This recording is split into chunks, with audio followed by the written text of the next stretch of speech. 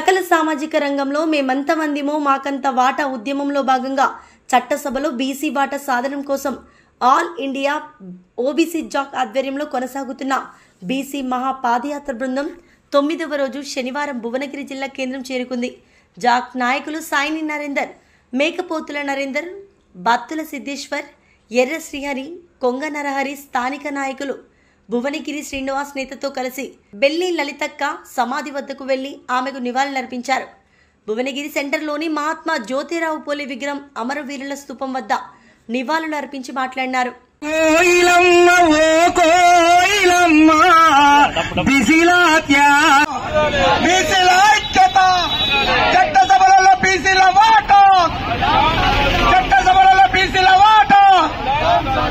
ఈరోజు ఎంతో యావత్ బీసీ జాతి గర్వించదగ్గటువంటి రోజు.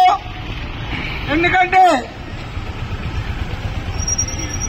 లలితక్కకు జోహార్, అమర వీరులకు అమరవీరుల ఆశయాలను సాధిద్దాం, అమరవీరుల ఆశయాలను